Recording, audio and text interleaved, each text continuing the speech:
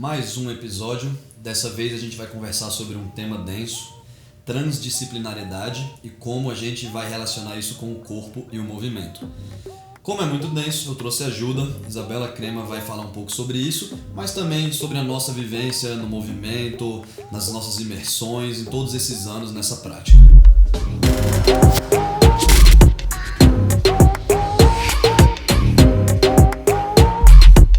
Vamos começar? Eu vou começar te apresentando. Apresentar você em relação a mim é fácil. Isabela Crema, ela é minha aluna, ela é minha professora, mas ela é antes de tudo minha esposa. E a gente vai falar sobre um tema aqui que para mim ela é uma das pessoas mais indicadas para falar, que é transdisciplinariedade. Esse nome grande, esse nome que muitas pessoas estão usando às vezes até sem saber muito bem o que ele significa, mas que ela vai estar aqui para ajudar a gente a dar uma dissecada, a investigar um pouquinho e dizer o que isso tem a ver com o movimento. Lógico, não será só isso, será também um pouquinho da nossa experiência praticando o movimento, da nossa experiência indo para diversos eventos, né? Já são 7 a 8 anos viajando o mundo, ao redor do mundo inteiro, trazendo pessoas do mundo inteiro para cá também, para nos dar mais combustível, mais produtos, para que a gente complexifique ainda mais essa bela prática que a gente escolheu para a nossa vida.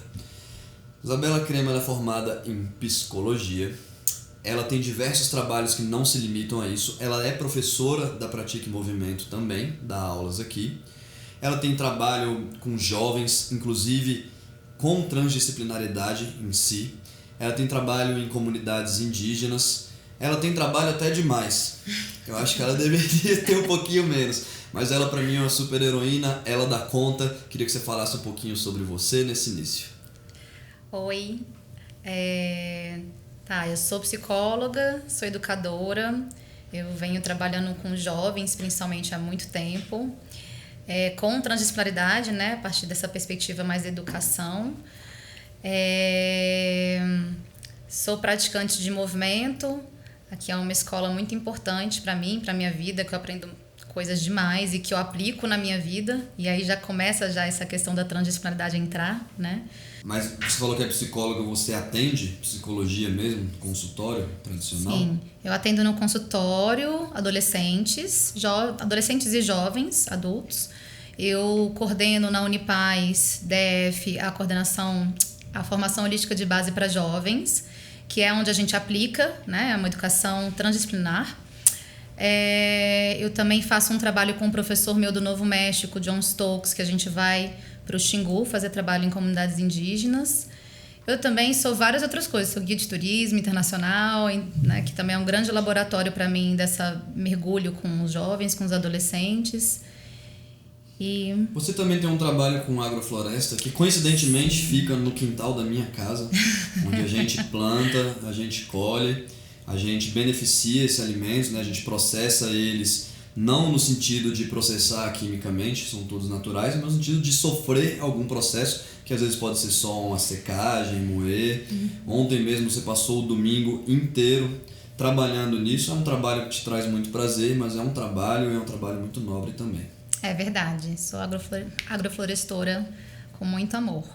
Uma parte bem importante da vida que, inclusive, tenho dedicado muitas e muitas e muitas horas nele. Legal.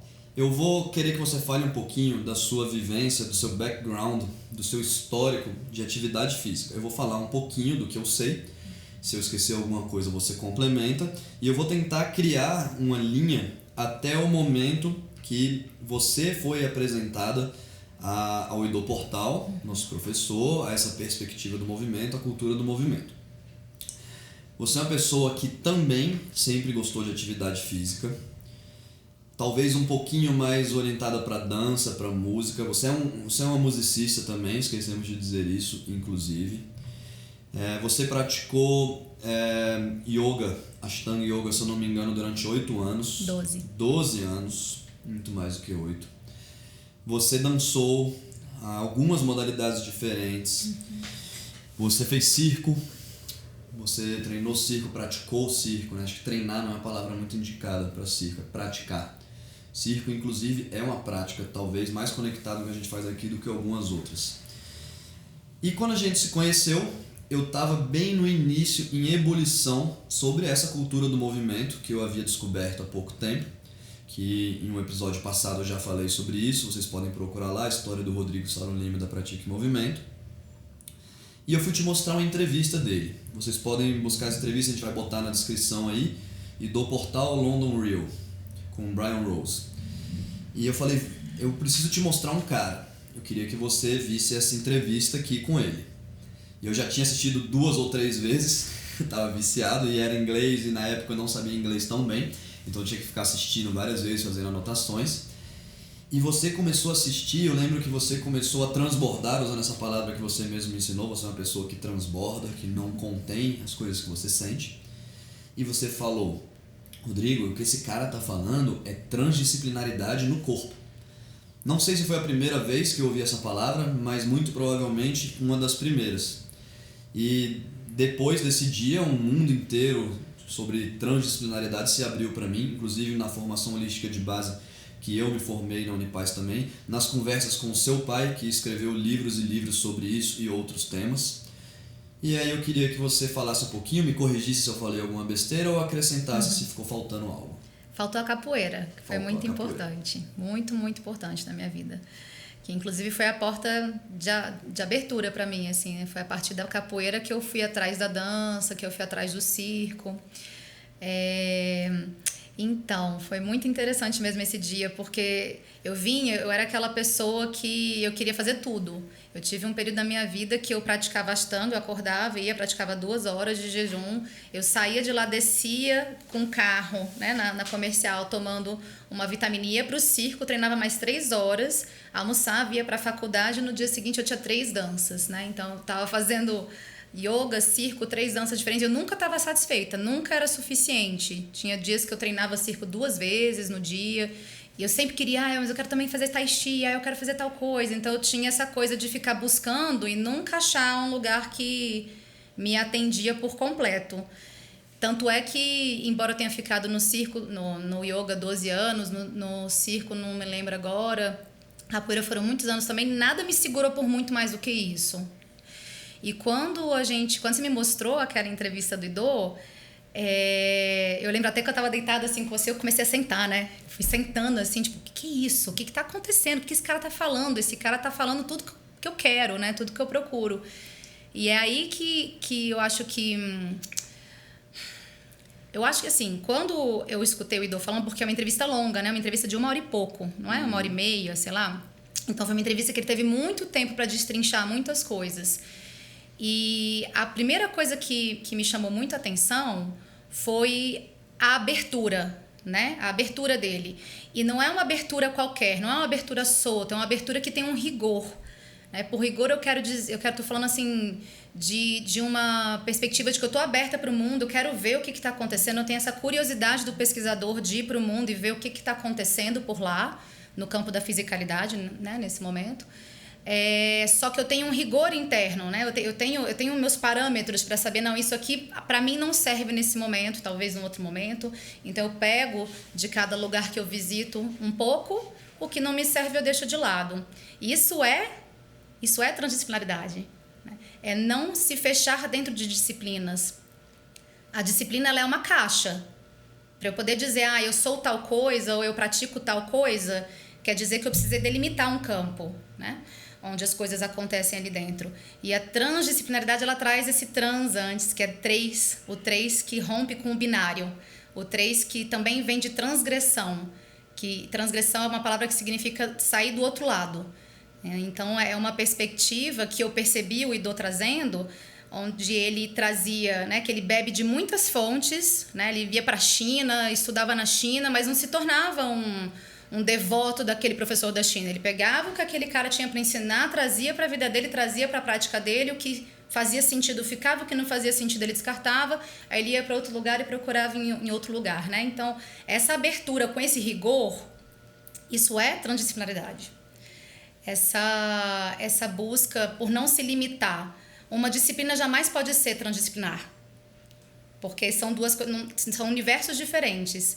A transdisciplinaridade, ela não concebe um conhecimento pronto, fechado, que consegue se limitar e dizer, eu faço isso. Por isso que é tão difícil a gente explicar lá fora o que a gente faz na Pratique. Porque não é uma disciplina.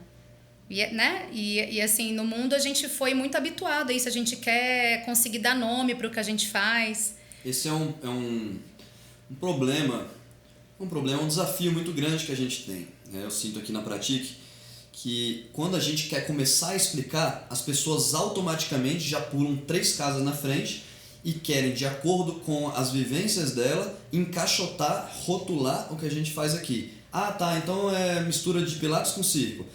Então entendi, é tipo dança com luta. Legal, é tipo pilates, só que tem um pouco de... Não, essa necessidade de rotular impede muito com que a gente desenvolva o verdadeiro entendimento de uma prática complexa. Quando a gente fala prática complexa, não é porque a gente está querendo se tornar especial ou parecer inteligente. O movimento, ele é um guarda-chuva amplo. Isso me lembra muito Bruce Lee, que ele fala: a gente absorve o que funciona, e descarta o que não funciona. Aqui na nossa escola eu acho que é muito isso. A gente está aberto para absorver o que funciona, deixar aqui nessa nuvem de movimento e descartar o que não funciona. E não é só porque é complicado que a gente não deve falar sobre isso. Eu mesmo, no início, talvez eu tenha caído um pouco nisso. É muito complicado, você não vai entender. Isso era uma das piores coisas que eu fazia, porque eu não estava respeitando o público e as pessoas, os alunos, e eu não estava me respeitando e mastigando essa ideia, deixando ela mais palpável para o público externo. Aí eu vou só falar mais algumas coisas aqui que você falou, conectar com um outro episódio nosso. Lembra que eu falei já, galera, que tem alguns tipos de público que procura Pratique em Movimento? Quando a Bela começou a falar de todo o histórico físico dela, ela é claramente aquele terceiro público, um entusiasta que sempre gostou, que estava procurando alguma coisa, só não sabia que isso existia. Então, quando ela escutou um cara falando sobre essa cultura, que deu nome, que organizou isso, todas as células dela falaram, é isso que eu quero. E foi isso que ela fez. Ela se jogou de cabeça nessa nova jornada. Outra coisa que é muito importante dizer é que às vezes vocês ouviram ela falando assim, eu fiz capoeira, circo, yoga, dança. Então para ela foi fácil iniciar a prática de movimento. Coincidentemente, semana passada eu estava na reunião dos professores aqui e um deles falou assim, mas a Bela é cabulosa, usou essa gíria. Aí todos os outros falaram, não, a Bela não é cabulosa não. E às vezes as pessoas podem encarar isso como um insulto. Mas para mim e para os outros que estavam falando que ela não era o maior dos elogios. Porque ela é super esforçada. Você é uma praticante de verdade. Você chegou aqui com pouquíssimas qualidades em uma ou outra área específica. Legal, tinha uma flexibilidade legal, mas a gente não usa tanto a flexibilidade aqui. A gente usa mais a mobilidade, que é ela combinada com a força. A parte mais atlética de footwork, você não tinha nada de parada de mão, você tinha lesões antigas que você estava tentando curar. Então, só para dar uma explicada aqui, né? Que às vezes a gente ouve isso e pode ser que assuste. Mas para quem fez tanta coisa assim fica fácil. Não, lembrem, é para qualquer tipo de pessoa. Ter um corpo é o maior pré-requisito. E a gente não trabalha muito atraindo aquelas pessoas com talento. Essas pessoas, na verdade, não se sentem muito atraídas por nós, porque elas precisam ter que deixar o ego de lado 8 vezes mais do que aquela pessoa que não tem. Então talvez as pessoas veem hoje em dia o tanto que você já caminhou e queiram te rotular assim como talentosa. Eu digo para vocês que não. Ela é esforçada, ela é uma aluna, ela é uma praticante. E voltando para a transdisciplinaridade agora. Aqui nas aulas eu costumo falar para os alunos que eles têm que trazer diversos chapéus. Tragam diversos chapéus, no sentido de você não sabe o que você vai precisar na aula. Então a gente pega esse dito popular, né? Não, eu vou ter que usar um chapéu diferente para essa atividade. Não tem como você trazer só o da força, só o do guerreiro, porque você não sabe se você vai precisar do artista. E eu acho que transdisciplinariedade tem muito a ver com isso, né? Com os chapéus. Eu queria que você falasse um pouquinho sobre isso, sobre quais são as áreas mais importantes, se é que existe um mais importante, que tem a ver com transdisciplinaridade. Sim, e é muito bom, só antes de entrar nisso, abrir um parênteses assim, que tem a ver com o que eu vou puxar em seguida, Que é isso, né? Esse olhar de que quando a gente fala de prática de vida, de como a gente de vez em quando fala aqui, né? A prática de movimento se confunde com a prática, com a vida, mas eu não acho que o movimento se confunde com a vida porque elas não são duas coisas separadas. Não, pelo menos da forma como a gente faz aqui. Então, por exemplo, aqui, embora assim, né, a chamada da prática seja a prática física, o lugar onde eu aprendi a ser aluna foi aqui. Eu não sabia ser uma aluna. Eu não sabia, eu não tinha foco, eu aprendi a ter foco na prática aqui, né? Então, são muitas outras coisas. E aí, sobre essa questão, a forma mais simples da gente explicar o que é a transdisciplinaridade, porque é uma área que nasce na física quântica, né? Então, é muito complexo, daria fazer 15 podcasts para poder realmente explicar, né? Assim, a partir dessa perspectiva. Então, a forma mais tranquila assim, de explicar o que é a transdisciplinaridade é que ela é o ponto de encontro, um ponto de convergência entre ciência, filosofia, arte e tradições de sabedoria. E o Bazarar Nicolescu, que é o cara que escreveu, né? Ele escreveu o Manifesto da Transdisciplinaridade, que é um livro incrível, super recomendo. Ele traz isso, que qualquer sociedade, cultura que escolha um desses 4 pilares como sendo mais importante do que os outros, está fadada ao fracasso. Por exemplo, as sociedades que só ficaram focadas nas tradições de sabedoria, elas foram varridas pela modernidade, elas não sustentaram o rolê.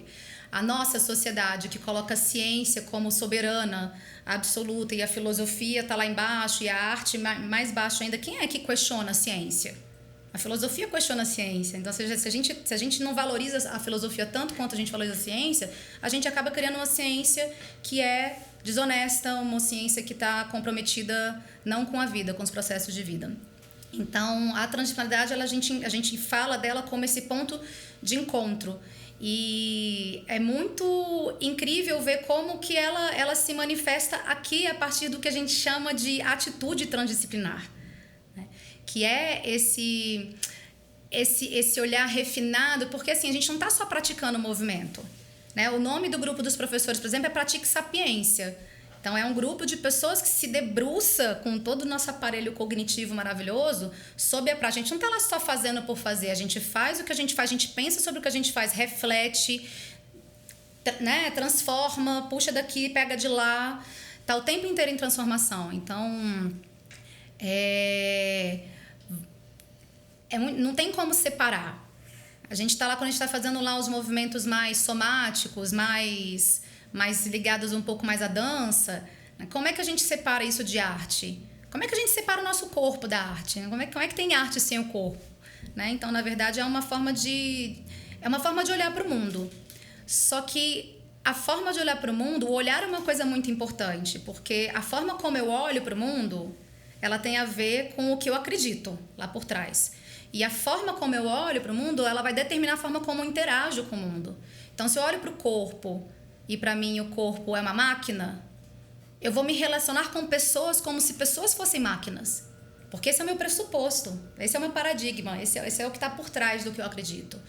Então, esse olhar transdisciplinar, que eu acho que é a coisa mais importante de falar aqui, que gera essa atitude transdisciplinar, ela é esse olhar aberto, esse olhar que olha para um aluno, que olha para a nossa prática e não limita o nosso aluno a só um corpo físico.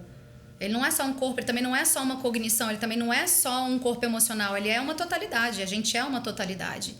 E eu acho que é por isso que a prática costuma tocar tão profundamente as pessoas. É muito comum, depois de aulão, tá metade da turma chorando, porque eu acho que é um lugar onde a gente está conseguindo enxergar as pessoas dentro de um contexto educacional, enxergar as pessoas como uma totalidade, se relacionar com elas de uma totalidade, que pressupõe uma coisa muito respeitosa, um olhar muito respeitoso para o ser humano e para as potencialidades, o que a gente está fazendo aqui. Acho que só o fato da gente não se chamar de academia e de se chamar de escola já traz isso, né? Que o nosso foco é no processo, não é na construção de uma coisa rígida, porque aí não seria transdisciplinar. Então, o fato da gente ter esse corpo, você fala muito isso nos aulões, né?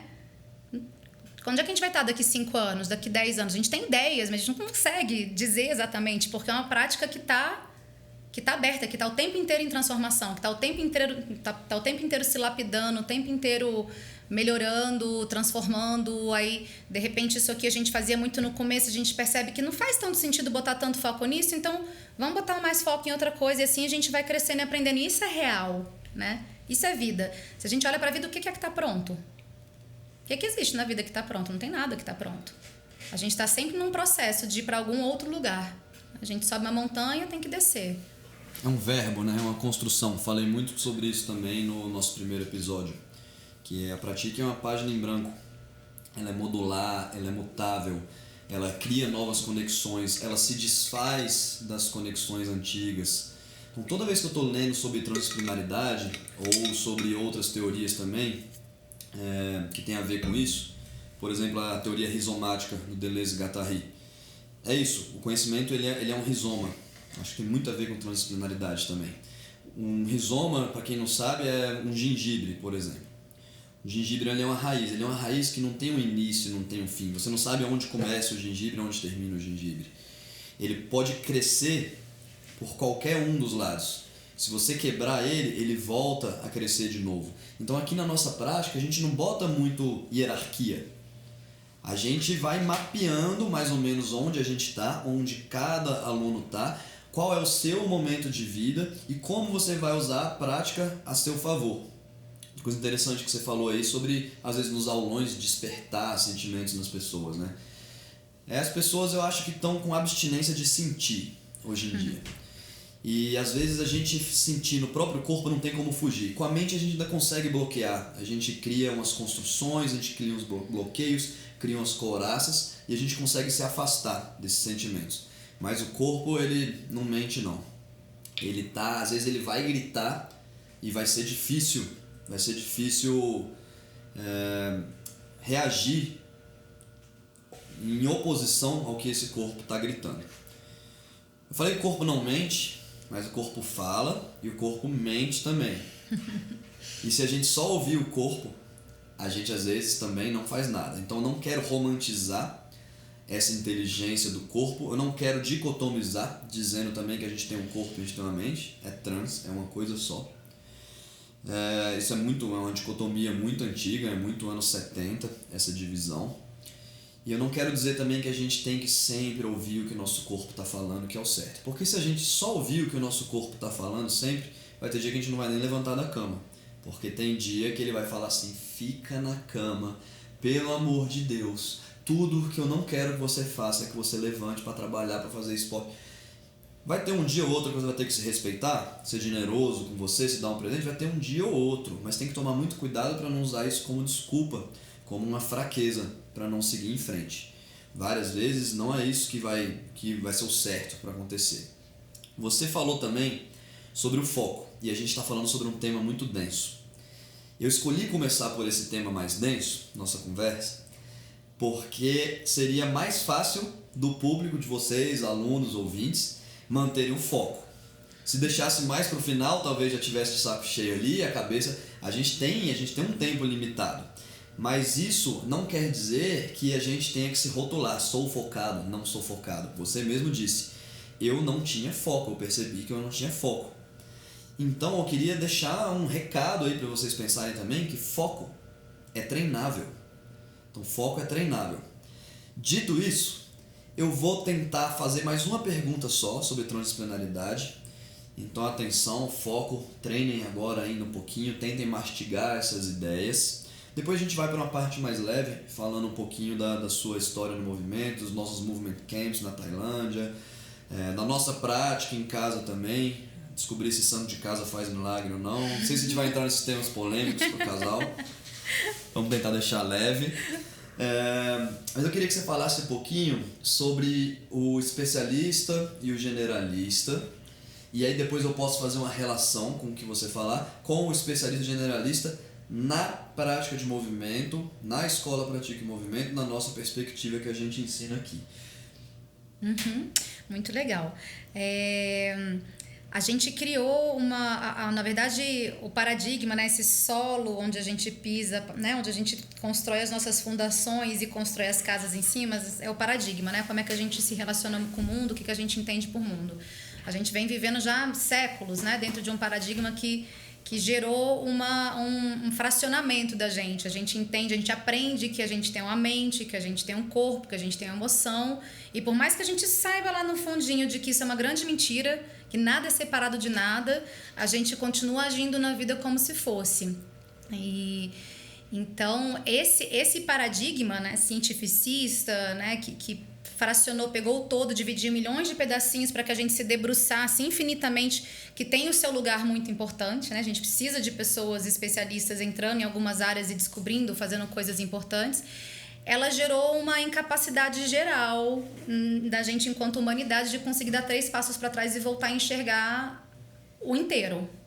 O Nicolescu tem uma parte do livro dele, do Manifesto da Transdisciplinaridade, que eu acho fantástica. Ele fala assim: a soma dos maiores especialistas não é capaz de gerar nada que não seja uma incompetência generalizada. Porque o fato é que a vida não é dividida. Como é que a gente vai solucionar um problema, sei lá, do aquecimento global com uma especialidade? A gente não vai resolver. Como é que a gente resolve o problema da crise hídrica no DF com um geógrafo? E também a soma das partes é maior do que o todo, né? Sim. O Ido costuma dizer muito isso na prática de movimento. Na prática. 1 mais 1 mais 1 mais 1 não é 4, 5, é 17. É 17, exatamente. Que é a complexidade, né? Que é um dos pressupostos básicos da transdisciplinaridade. Então, a gente gerou essa coisa, e meu pai tem uma frase que eu acho muito maravilhosa, eu morro de rir dela, que ele fala assim: o especialista, aquele exótico ser que sabe quase tudo sobre quase nada. E o generalista, aquele exótico ser que sabe quase nada sobre quase tudo, né? E nenhum dos dois vão conseguir dar uma resposta real pra gente sobre processos da vida, porque os processos da vida não acontecem dessa maneira. E eu percebo, assim, na minha experiência aqui na Pratique, eu acho que a digital desse trabalho, da forma como a gente pratica o movimento, é justamente encontrar um caminho do meio, é transgredir essas duas polaridades, né? Que não é se perder nas minúcias, que é o especialista, né? A gente vai até que a gente se perde ali, e de repente um ortopedista que não consegue mais tratar um ombro porque ele se especializou no dedão do pé esquerdo, por exemplo. A gente não se perder numa área e ao mesmo tempo também não ficar nessa coisa solta de eu sei um pouquinho, vamos então hoje vamos fazer tal coisa, mas a gente não se aprofundou nisso, a gente não sabe por que a gente está fazendo isso, que aí vem aquela questão de falta de foco, né? de falta de clareza, que não é o que transdisciplinaridade é essa abertura, essa flexibilidade junto com um rigor que vem da gente ter claro o que é importante pra gente. E aí a gente entrar nesse processo, que é o processo que a gente trabalha aqui, que é o foco no processo e não num lugar onde a gente vai chegar, né? Em outras especialidades, talvez eu tenha... Meu foco eu quero ser capaz de fazer tal movimento, eu quero ser a melhor paradista de mão do mundo para entrar no Guinness. Se essa é a sua missão, você vai ser infeliz aqui, porque a nossa missão aqui não é chegar num lugar, é estar sempre caminhando. E isso é essa abertura da transdisciplinaridade. Respondeu um pouco? Respondeu demais. É até um pouco de uma crítica que eu tenho, que algumas pessoas na cultura do movimento falam isso, né? Nós somos generalistas do movimento. E eu nunca fiquei à vontade com essa palavra. Não ser especialista, tudo bem, não sou especialista. Eu sei que eu não sou especialista, mas eu nunca me considerei um generalista, ou pelo menos, pode ser até que eu seja um generalista agora, que eu ainda não cheguei em algum lugar. Mas eu fico pensando que uma das missões, algumas palavras-chave, é isso que você falou: abertura, descoberta, autodescoberta. Então o Rodrigo Salo Lima, nessa vida, nesse mundo, caminhando desse jeito, com tudo, com o meu ambiente que eu nasci, com os genes que eu recebi, eu vou absorver informações, eu vou criar conexões, eu vou transbordar conhecimentos, eu vou criar coisas novas. Então é mais sobre integrar do que generalizar ou se especializar. É um integrar, mas é um integrar que transborda, que se mantém aberto para mudança, que vai caminhando. Aí eu vou usar um pouquinho do termo do tipo de agricultura que a gente pratica, que é a agricultura sintrópica. É uma sintropia. Sintropia é o contrário de entropia. A entropia, ela vai do complexo e vai perdendo, um sistema entrópico, né? A gente aprende isso no colégio, ele vai se destruindo, se autodestruindo. Ele vai do complexo para o simples. A sintropia, ela vai do simples para o complexo. Eu vejo muito isso com os alunos que chegam aqui. Eu, inclusive, comecei a usar alguns termos da agricultura sintrópica, do Ernest Goethe. A gente pode botar na descrição aí um pouquinho sobre ele também. Eu comecei a usar muitos termos da agricultura sintrópica aqui com os alunos, porque a plantação, o sistema ambiental, a natureza, que não existe separação, não existe a natureza lá, eu aqui, nós somos natureza, ele é um sistema sintrópico. Se você criar as condições, se você deixar um ambiente favorável para essa sintropia acontecer e não receber estímulos externos, principalmente de nós, os seres humanos. Então, a sintropia ela caminha do simples para o complexo. Aqui os alunos chegam aqui no simples, às vezes com poucas ferramentas. Às vezes um corpo que foi entropizado pela vida, pelo trabalho, por posições repetitivas durante muito tempo. E aí ao longo do tempo a gente começa a criar as condições, a complexificar a parte mecânica, né? As fibras musculares, o calibre dos tendões, as conexões neurais, o repertório. Então a gente começa a complexificar, então a gente vai se movendo do simples para o complexo. Então, por exemplo, quando a gente está plantando, se a gente quiser plantar alguma árvore de um sistema mais avançado, de um sistema de abundância, lá no primeiro ano que a gente estava plantando, a gente botasse aquela árvore lá, ela talvez não floresceria, não ia germinar, porque as condições ali não estavam favoráveis para aquilo.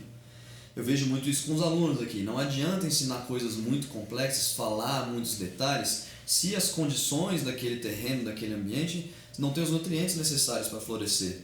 Então, ao longo do tempo, a gente vai complexificando, vai dando mais ferramentas e aí sim, chegou o momento daquela árvore, chegou o momento daquele aprendizado. Eu acho que deu, né, parte do foco aí. A gente já deixou um pouquinho mais denso aqui, a gente já deu muita coisa para refletir. Nós não estamos aqui, só deixar claro, galera, para dar respostas. A gente não está aqui para dar um conhecimento fechado, a gente não está aqui para dar certezas.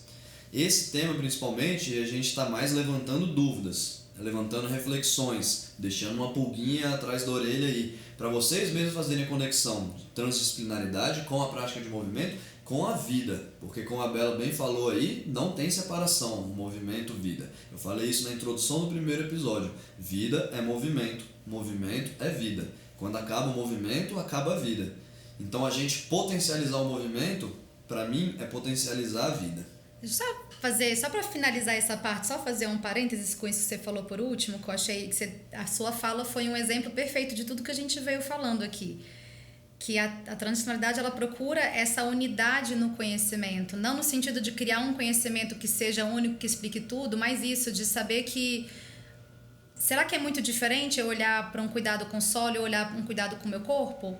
Essa unidade, esse ponto de conexão, né? Como se a gente fosse beber em várias áreas do conhecimento, que não são só das áreas físicas, mas de outras áreas, e conseguir fazer igual aqueles desenhos de criança, que a gente vai ligando os pontos e vai entendendo que aquilo ali forma um todo muito maior do que eu no meu corpo dentro de uma sala fazendo uma soltura de braço. Né? Então, só fazer esse parênteses, que essa sua fala, né, fazendo essa conexão do plantio, do SAF, do sistema agroflorestal com o corpo e o praticante, foi um exemplo perfeito disso, do que significa, né, essa busca por essa unidade no conhecimento, que bebe da diversidade. Acho que está dentro da abordagem transdisciplinar a gente estudar as diversas artes, citando Musashi aqui, né, estude as diversas artes. E conforme a gente começa a evoluir, a aumentar a complexidade de entendimento de uma área específica e a gente começa a estudar uma outra área, a gente começa a criar pontos de conexão. Então não é incomum, por exemplo, aqui entre os alunos, ter algum músico, um pianista, um baterista, e eles automaticamente começam a escalar esse conhecimento do próprio corpo, do movimento, de um modo muito mais rápido do que outros, pois eles foram tão a fundo nessa prática de vida que é a música, e tem tantas coisas em comuns que eles começam a achar outros pontos em comum também. Vamos transgredir esse tema agora, de transdisciplinaridade, e vamos transbordar para outros assuntos. Um assunto mais leve, mais pessoal, quero saber das suas experiências, vou falar das minhas também. Na cultura do movimento como um todo, mas eu acho que principalmente um grande diferencial que abriu nossa cabeça de um jeito muito, muito especial foi quantos eventos a gente foi no Movement Camp, que é o maior evento de movimento do mundo, na Tailândia. A gente foi pela primeira vez em 2015 e desde então todos os anos seguidos. São mais ou menos 200 praticantes de movimento ao redor do mundo inteiro, reunidos em um local só. Então a gente está tomando café da manhã junto, almoçando, jantando, cada um dorme no seu quarto, mas praticando movimento a manhã inteira, a tarde inteira e à noite ainda palestras, vivências, apresentações. A gente está comendo, respirando, transbordando o movimento mesmo. Para mim, o primeiro ano, cada ano foram sacadas diferentes, mas o primeiro ano para mim foi assim: o quê? Existe mais igual a mim no mundo? Sabe aquele senso de conexão assim? Encontrei minha tribo. Não acredito que tem mais doido assim, porque de perto todo mundo é doido, né? Quem acha que não é, só tá julgando a doideira do outro, mas alguém vai te achar doido com certeza. Então é melhor assumir que a gente é doido, cada um na sua loucura mesmo. De perto todo mundo é doido. Chegou lá, eu falei, meu Deus, tem um monte de gente igual a mim aqui. Um network incrível, uma inspiração incrível, momentos de diversões incríveis também. Porém, não só isso. Qualidade de ensino como eu nunca vi em outro lugar. A qualidade dos professores, o modo como eles forneciam os conteúdos pra gente digerir. Eles não davam nada mastigado. Eles não davam uma bebida proteica que já está pré-digerida, que seu corpo vai digerir rápido ali. Eles davam comida pra gente mastigar e quebrando em moléculas menores e digerir. E a gente tinha que escrever, não pode filmar, não pode fotografar. Inclusive foi lá que eu comecei a adquirir a prática de caderninho. Hoje em dia, eu contei outro dia, eu estou com 23 cadernos cheios só sobre movimento, só entre aspas, porque nunca é só sobre movimento. Inconscientemente, invariavelmente, a gente começa a falar sobre outros temas mais complexos ali. Então, aprender a aprender foi um dos principais ensinamentos para mim em todos esses anos, indo para lá, me conectar com essas pessoas. Vários se tornaram amigos para a vida inteira. Tem gente lá que é engraçado, porque eu comecei a perceber isso. Só um parênteses engraçado aqui. Muitos amigos que eu fiz lá, principalmente a Petra da Austrália, o Jonathan Clayton de Dubai, a conexão foi tão grande que eu tô falando com eles em inglês e toda vez que eu começo a ficar muito empolgado, eu começo automaticamente a falar em português. Então deve trazer alguma lembrança boa, afetiva. Exatamente isso que eu queria dizer, uma lembrança afetiva que me faz isso. Eu queria saber um pouquinho, falei um pouco de mim agora, tem muito mais coisa para falar, mas eu queria que um pouquinho você falasse das suas experiências no Movement Camp ou outros eventos também.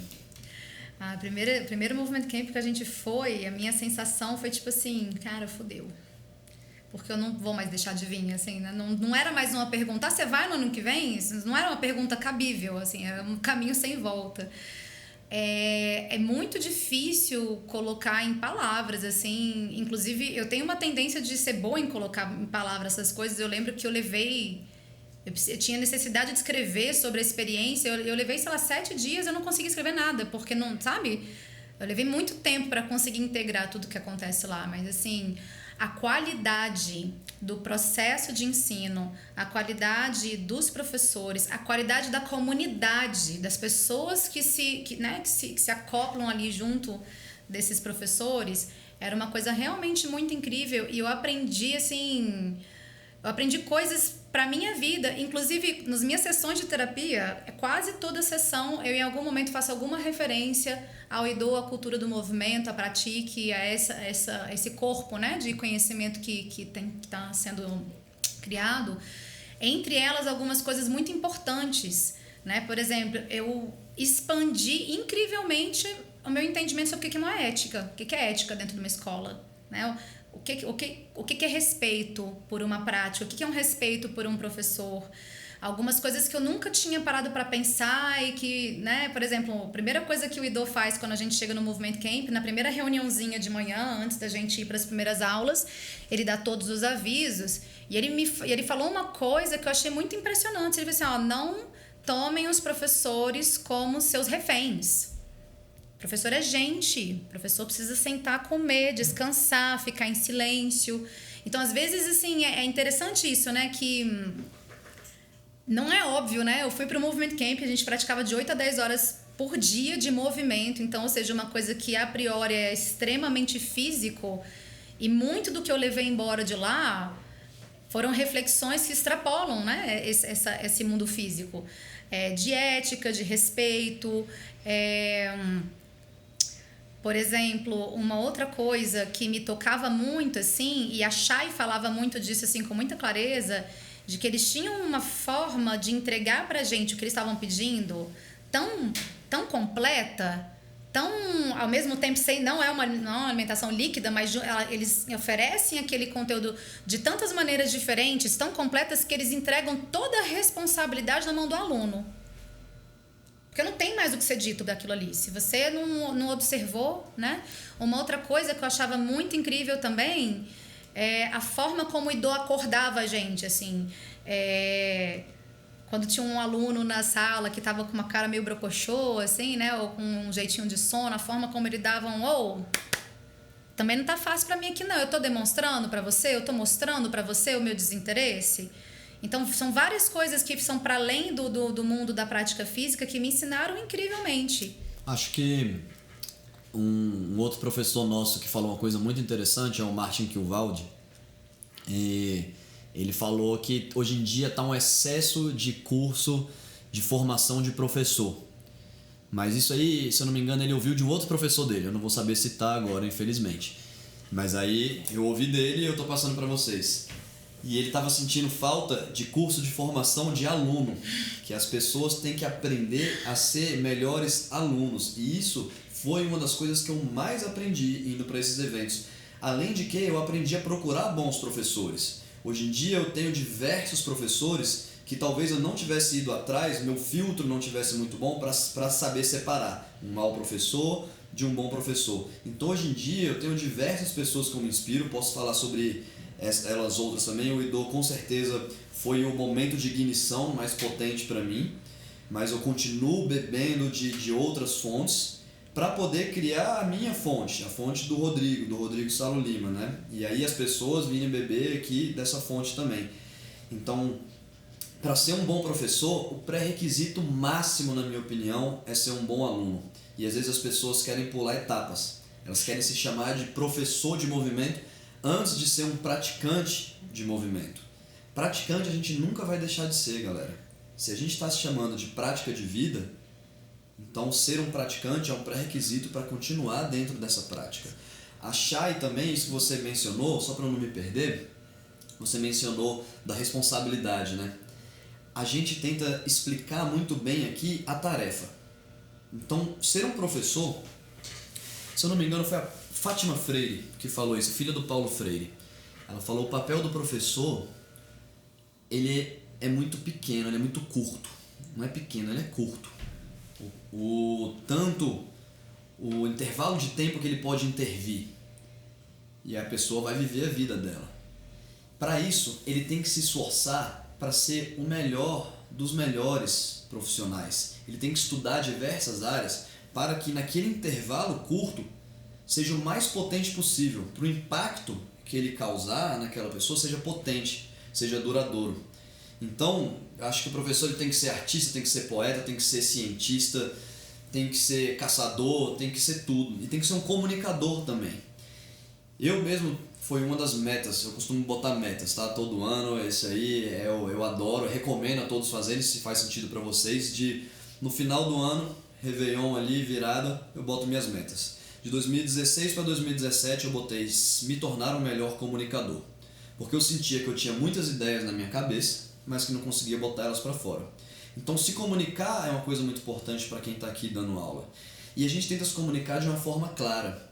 E a gente tenta mandar uma mensagem, né, do emissor para o receptor. O emissor é o professor, no caso, o aluno é o receptor. Essa mensagem tem que chegar lá sem ruído. Essa terminologia tipo 1 que a gente chama, sai da boca do professor, vai para a cabeça do aluno. Depois tem a terminologia tipo 2, que quando o aluno decodifica essa mensagem, ele tem que mandar para o corpo dele. Se ele não conseguir fazer, aí já é outra história. E às vezes pode ser um bloqueio mecânico, né? O corpo ainda calcificou alguma parte ali, pode ser um bloqueio neural, ainda não tem aquela comunicação neural ocorrendo. Mas por que eu estou dizendo tudo isso? Porque a gente tenta explicar tão bem, a gente faz o processo da terminologia tipo 1, a gente mostra como eles vão fazer a terminologia tipo 2, a gente dá exemplos, a gente demonstra, a gente passa toda a responsabilidade para o aluno e isso assusta. Por isso que a nossa prática assusta muito. Quem falou isso foi a Shai, em uma das aulas, Shai Farhan. Nossa prática assusta porque depois de tudo explicado, a responsabilidade está com você, não vai ter alguém que vai fazer por você. Então eu já disse isso alguma vez aqui. A gente não deve terceirizar tudo, muito menos o nosso corpo. Nós somos o principal agente, o responsável por essa evolução do nosso corpo. Sim. E eu acho que uma parte muito importante também disso que você está trazendo, né, dos professores, e que foi algo que eu também me assustei com o nível que isso chega lá no Movement Camp, né, com os professores que estão lá, é aquele termo do Taleb, né, skin in the game, né? Que é isso que você falou, da pessoa que nem é um praticante ainda, eu nem consigo alcançar o que isso significa, eu não tenho uma prática, eu ainda não sei usar o chapéu do aluno e eu já quero ser um professor. Né? Isso é não ter skin in the game. Né? Eu não botei minha pele para jogo, para ir lá e ver o que de fato acontece, né? O que custa fazer aquilo ali, o que custa em tudo, né? Em termos de corpo, em termos de recurso, em termos de coisas que eu abro mão para poder estar ali, né? E eu acho que isso é uma coisa muito importante, assim, foram o Ido, a Adélia, a Shai, que eram os 3 principais, assim, né, naquela época, assim, são das 3 pessoas que eu conheço, assim, entre, né, as pessoas que você fala, nossa, né, walk the walk, talk the talk, né, que eles falam, assim, você fala o que você fala, mas bota o pezinho ali, onde você tá dizendo que você tá caminhando isso que você tá dizendo para as pessoas? E aí eu acho que é uma coisa muito importante, porque tem até uma frase de um educador, que eu não vou me lembrar o nome agora, que fala assim, o que você fala tão alto que eu não escuto o que você diz. O que você fala tão alto que eu não escuto o que você diz. E eu sinto eu percebo que essa forma que a gente tem, né, desenhado de se comunicar, de estar na prática, isso de falar que o professor é para sempre um aluno. No campo da psicologia, por exemplo, isso é uma coisa que eu sempre falo. Eu não indico psicólogos clínicos que não fazem terapia. Assim, qual que é o sentido? Né? Eu atendo as pessoas no meu consultório, mas eu não faço a minha própria terapia, eu falo das pessoas. Então, eu acho que é uma coisa que é um diferencial também, né? De praticar o que a gente está falando, de ir para a vida. Aquele famoso frase em inglês, né? Walk the walk. Que inclusive vai ser um dos temas de um podcast futuro aí. A gente caminhar o nosso próprio caminho. Já que você citou alguns professores aí do Movement Camp, eu queria que você falasse de um encontro que você teve com um professor muito especial para você, para mim também, mas eu sei que ele é muito especial para você, que é o Dude Malka. O Dude, a Bela, como a gente já disse logo no início, ela teve uma vivência de 12 anos de yoga. Eu também já tinha minha vivência de prática interna, e eu costumo chamar de prática interna, que é como a gente chama aqui dentro da nossa escola. É um dos pilares dos ensinos. Nós trabalhamos basicamente com 5 pilares que vão se subdividindo em vários outros, mas um deles é esse pilar somático, que está nessa prática, que a prática interna está dentro. A gente não gosta muito de chamar, né, de yoga ou meditação, mas tudo isso está lá dentro. Acho que prática interna é um nome que traduz melhor. E ter encontrado o Dude lá foi muito poderoso para mim. Ele continua moldando, inspirando, ensinando, mas você inclusive tem uma comunicação com ele até hoje, você se comunica, você pergunta, e eu sei que para você foi um impacto especialmente muito grande no modo como você enxerga, aborda e pratica mesmo essa parte somática da nossa prática. Sim, encontrar o Dude foi uma coisa muito importante na minha vida, muito importante, porque eu não só pratiquei 12 anos de Ashtanga, como assim, eu sou filha de um pai que medita não sei quantas horas por dia, desde que eu sou pequena. Tem uma foto, deu com 2 anos de idade no colo do meu pai meditando. Então eu sempre vivi muito dentro desse universo, assim, sempre tive todos os livros em casa, os livros, né, do hinduísmo, os textos sagrados do yoga. Meu pai praticou yoga a vida inteira e tai chi. Então eu tinha aquela referência, e é uma referência que sempre foi muito especial na minha vida, assim, em termos de trabalho interno, né? De entender que essa vida física, ela tem outras coisas mais profundas. E pra mim eu acho que eu durei 12 anos no yoga porque eu sentia que tinha alguma coisa por trás que eu não estava conseguindo acessar, que eu não estava conseguindo enxergar. E encontrar o Dude pra mim foi muito incrível, porque parece que tudo que foi perdendo sentido pra mim com o tempo, né, que é essa coisa muito mercantilizado, né? O yoga veio para o Ocidente de uma maneira muito mercantilizada, né? Virou uma marca. Eu ia para congressos de yoga e aí tinha as roupas de yoga são caríssimas, né? As roupas de prática de yoga, assim, tem todo um comércio que foi feito em torno disso e hoje em dia a gente brinca até, né? Quando a gente vai dar aula, né? Gente, esse yoga que a gente pratica aqui não é o yoga que você vai conseguir fazer um post no Instagram com o pôr do sol, porque, né? Essa parte... Então, acho que assim, o Dude conseguiu trazer de volta para mim o porquê, né? Porque se você vai ler os textos do yoga, você vê que o asana, que são as posturas psicofísicas que a gente faz, ele é um tijolinho. Isso, inclusive, é uma frase dele, né? O Hatha Yoga, que é o yoga que pratica asanas, ele é um tijolinho no palácio do yoga. Ele está a serviço... A prática física, ela está a serviço de preparar meu corpo para a parte mais importante, que é sentar.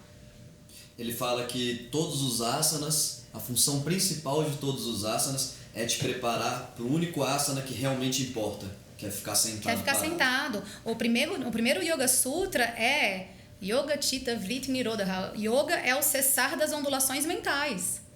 Só que a gente traz isso para o mundo moderno, né? Para esse mundo ocidental, como um mercado de roupas e de asanas, quando na verdade isso era para ser um pedacinho de um caminho. E eu sinto que foi nesse rolê que o yoga foi perdendo um pouco o sentido. O yoga, da maneira como eu praticava, foi perdendo um pouco o sentido. E quando eu encontrei uma pessoa me trazendo isso com essa finalidade de uma maneira muito mais estruturada, de uma maneira muito mais real, aquilo me conectou assim de um jeito, me fisgou de um jeito muito importante. E é incrível, assim, às vezes eu mando já aconteceu de eu mandar um WhatsApp assim pro Dude fazendo uma pergunta. Você viu já uma vez, inclusive, né? Eu fiz uma pergunta sobre a minha prática enquanto eu estava menstruada e ele me responde um texto que dá para eu imprimir, deixar na beira da cama e ficar lendo várias vezes, porque ali dentro tem uma quantidade incrível de riqueza mesmo, de conhecimento, de delicadeza. Essa resposta está salva no meu celular, até hoje eu já li várias vezes. Você cooptou a minha resposta. Então eu sinto isso, assim, sabe, que o Dude, ele traz o yoga que não chegou no Ocidente direito, né? Porque não é interessante para essa cultura que a gente criou, né? De aparências e de fisicalidade e de estética, né? Inclusive tem até a história, né? Tem um livro que você me deu, da Yoga Bharat, que fala isso, né? Que muito do que a gente olha hoje chama de yoga. A gente fala que yoga é uma arte milenar, tá datada aí de mais de 5.000 anos. Mas quando a gente fala isso, a gente não tá falando desses asanas que a gente tá fazendo nas escolinhas de yoga aqui, que são esses asanas mais retos, né? O famoso Virabhadrasana, né? Os triângulos e tal. Isso tudo veio depois da invasão na Índia. Inclusive esse livro que você citou aí, a gente pode botar na descrição, da Yoga Bharat. Infelizmente, eu acho que não tem em português, a não ser que nos últimos 2 anos aí tenha lançado, mas faz tempo que eu não pesquiso. Para mim, ele deveria ser um pré-requisito para praticantes mesmo do yoga, que é uma arte muito nobre, que é uma disciplina. Eu também não gosto mais de disciplina, porque é isso. Ele é uma perspectiva, ele é mais sobre autoconhecimento, sobre ir tirando as camadas do seu ser e se descobrindo do que qualquer outra coisa. Só que sofreu muita influência dos contorcionistas suíços, da ginástica inglesa, e aí ele foi se tornando uma outra coisa. E hoje em dia muita gente está fazendo um resgate muito legal disso, da essência mesmo do yoga. Enfim, quer falar mais alguma coisa sobre isso? Só para finalizar, assim, que yoga, o nome yoga significa união, né? É reunião de matéria e espírito. Então, na verdade, yoga é um caminho, não é um caminho, é muito maior do que uma prática física de asanas, né? Ela é uma coisa muito maior. Dava pra gente ficar mais umas 3 horas aqui, né? Fácil. Que é muita coisa. A gente não falou sobre a parte da comunidade, no Movement Camp. Mas eu acho que a gente abriu essa porta desse nosso novo canal aqui. Não vai ser fácil não vai ser difícil eu entrar em contato com você. A gente mora junto. Então a gente pode organizar um outro aí, vocês podem mandar perguntas também nos nossos canais de comunicação. Dentre várias coisas que a Bela que a gente disse logo no início, a gente não mencionou uma delas, que ela é uma mãe, e isso tem muito a ver com prática de vida. Ela é uma mãe na pandemia, isso aí dá ainda mais tempero, e a gente poderia até falar sobre isso no futuro, né? Sobre a prática em família, sobre os desafios, sobre como manter uma prática física com todos esses desafios, no home office ou não importa, de qualquer maneira é um desafio. Então, mais um aspecto aí dessa mulher transdisciplinar. E agora eu vou te fazer uma pergunta que é aquela pergunta chata que geralmente quem entrevista faz, inclusive é a primeira entrevista que eu estou fazendo na vida. Foi mais um bate-papo do que uma entrevista, vai. Mas eu, de vez em quando, eu tô assumindo esse papel aqui do entrevistador. De vez em quando tem umas perguntas chatas que se fizesse pra mim eu ia ficar puto, mas me deu vontade de fazer pra você. Então, existiria uma palavra para traduzir transdisciplinaridade?